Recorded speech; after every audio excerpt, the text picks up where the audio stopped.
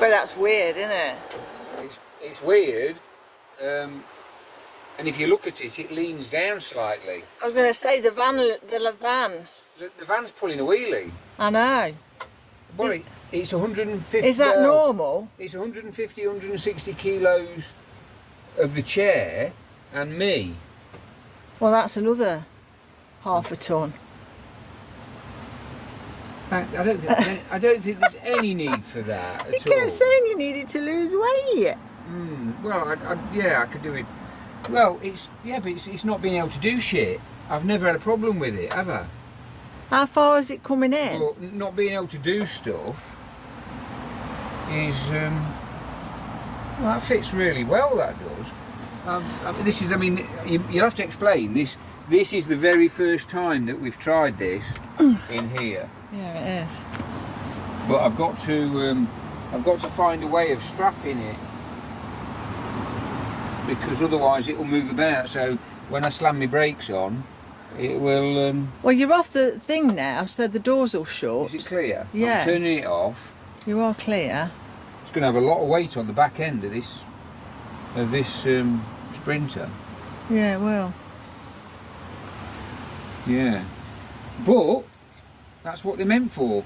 And I have read that normally when they convert them into a wheelchair access Sprinter, that they put heavy duty springs, leaf springs on the back of them as well. But whether or not this has, I don't know, because I can't crawl underneath and have a look. But now you've got it in, you can see we wouldn't have anywhere near enough room to sleep. Well, no, I could go back a little bit. Let me put this up now. Let me. I don't know. It looks like I don't know what I'm doing because I don't.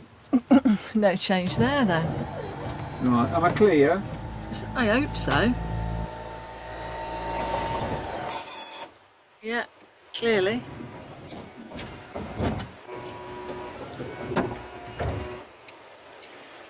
That is fantastic. That is, you know. It is, isn't it? It's pretty I can't believe how good that is. No wonder it costs so much money to have these vans converted, you know, with all these adaptations, because it's crazy. It's, you know, the amount that it costs for things like these lifts and stuff. I mean, we were just lucky that we could find something second hand, because we'd never have been able to afford anything like that. You do like the sound of your own voice, don't you? Well, what are you doing now? I'm coming off now. I must thank Becca and Scott, actually, because they sold us the van. Yeah, they did. And tragically, it was Scott's dad, who was a veteran, double amputee veteran, and unfortunately he died earlier this year. And you know, so it's a sad thing, but you know, it was really kind of them to actually let us. But we are doing what his dad wanted to do. We are going to try and travel around a little bit. That's not much consolation for. No, of course it isn't. For, but, you know, anything really. But yeah, it is. We're gonna try and sleep in it, and we can't convert it to a camper. Well, we can if we had the money, but we haven't got the money. And also because of the adaptations and the special seat and the lift and everything. And John needed his power chair wherever we go. Yeah, it makes it really difficult. But unfortunately, when we sleep in it, the power chair is going to have to be outside, chained to the tow bar, so with a rain cover over it, so that we've got enough room to put me special extra high camping bed with extra thick mattress and stuff. Whereas I'm just dusting on the floor, you know. And I don't even know, I'll be honest, we're doing all this and I haven't even got a clue whether I can do it. Well, it might all be up for sale on Facebook Marketplace soon. A camp bed and a mattress and a sleeping bag. Not the van, we love the van. We absolutely love the van. Yeah. The van, I'll be honest, if we can't sleep in it, we'll keep it. Yeah, do what? I don't know what we're going to do with it, but we'll keep it because it is absolutely We've both fantastic. fallen in love with the van, haven't we? If it was a bit better on fuel and a little bit easier to park in hospital car parks and things like that, it'd be our daily, then wouldn't it? It would be our daily. and we keep it because it's fantastic. Well, what it is, I think. I mean, I can't believe that they sold it to us. I'll be honest. What it is, we've always had big vehicles, haven't we? Until you were. I've always had ill. vans and Vans, pickups and all sorts. I've always been self-employed. So it's kind of going back to that. I think that's why we like the big van, isn't it? Yeah. So I'll be honest. I can drive this. You can drive this better than the little one. When I was in my 20s, I passed my Class 1 HGV, and I used to drive Arctics. And to be honest, I've never found it easy to drive small vehicles. I always love driving large vehicles. So this Sprinter, ticked quite a lot of boxes. Well, it ticked all the boxes actually, didn't it? With the wheelchair lift and it being automatic. Yeah, it's amazing. And it's got the hand controls.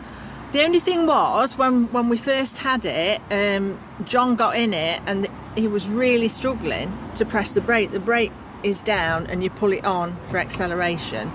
It was so stiff. It was so stiff, it was hot. Unbelievable.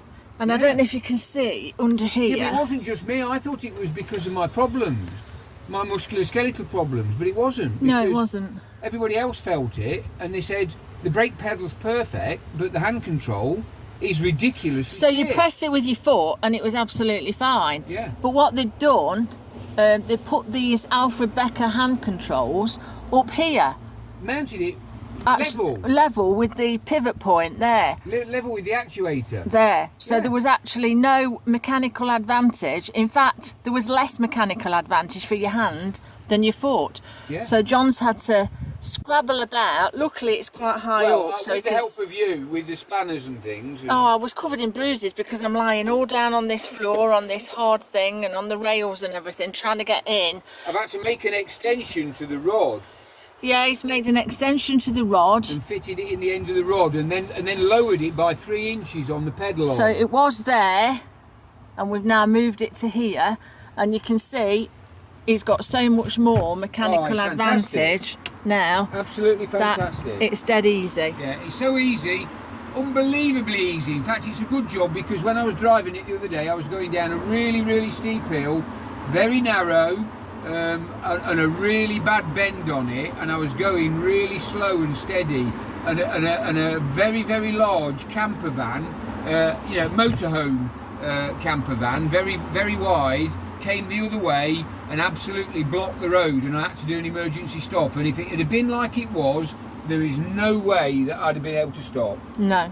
So it's a good job I fixed it. So yeah, so he's fixed it. What I can't understand is how anybody that supplies hand controls and disabled adaptations could fit something so poorly for a disabled person and expect them to use it. John actually rang Alfred Becker and said, if I drive it up, or you get one of your mobile guys, can you come and have a look and see if you can do something with it? They weren't interested in the slightest. Yeah, I thought they might be able to. All they wanted to do was sell us another kit, not the same as this, Jeff Gosling kit, and refit it for 850 quid. Yeah. That's all they want, the money. Weren't interested at all. That it was undrivable. I was actually shocked. Yeah. I was shocked that they'd be so poor on after sales service or whatever.